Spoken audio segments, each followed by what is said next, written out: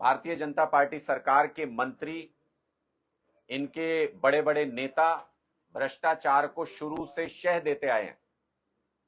कुछ दिन पहले ही सीबीआई ने शिक्षा घोटाले में एफआईआर दर्ज की है और उस एफआईआर का मकसद जितना जांच करना है उससे ज्यादा भाजपा के नेताओं को बचाना है।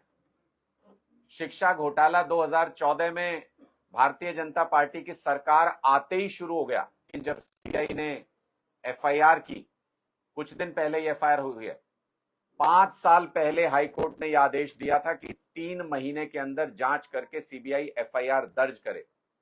ऐसे सबूत मौजूद हैं, ऐसे आंकड़े, ऐसे फैक्ट्स हैं उस केस के अंदर कि सीबीआई को रिपोर्ट दायर करनी पड़ी, एफआईआर दर्ज करनी पड़ी, लेकिन एफआईआर दर्ज करने में 5 साल लगा दिए सीबीआई ने कोर्ट के आदेश के बावजूद, क्योंकि बड़े नेताओं को बचाना था।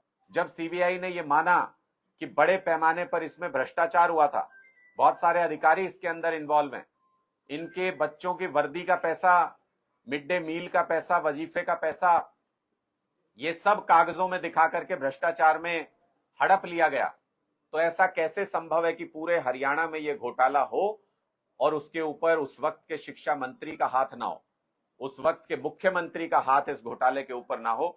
ऐसा संभव नहीं है।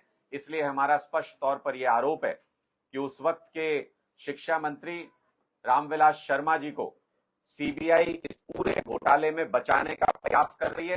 कोर्ट को इसमें हस्तक्षेप करना चाहिए कि कैसे सरेआम नेताओं को बचाया जा रहा है। और यह सिर्फ एक मामले में नहीं होता है, बीजेपी के किसी भी घोटाले को, किसी भी चीज को उठा के देख लीजिए, जब भी इनका भ्रष्टाचार पकड़ा जाता है, ये उसको अधिकारियों के ऊपर टाल करके निकल जाना चाहते हैं, अधिकारियों को शिकार बनाते हैं, सस्पेंड कर देते हैं, जेल में डाल देते हैं, लेकिन कभी किसी नेता का नाम भारतीय जनता पार्टी के इन्होंने भ्रष्टाचार में नहीं आने दिया। एजेंसियों का दुरुपयोग कर रहे हैं।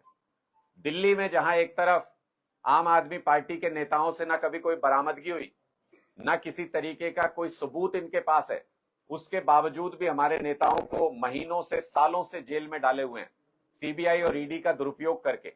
और हरियाणा में वही सीबीआई भ्रष्टाचार करने वाले लोगों को बचाने का प्रयास कर रही है।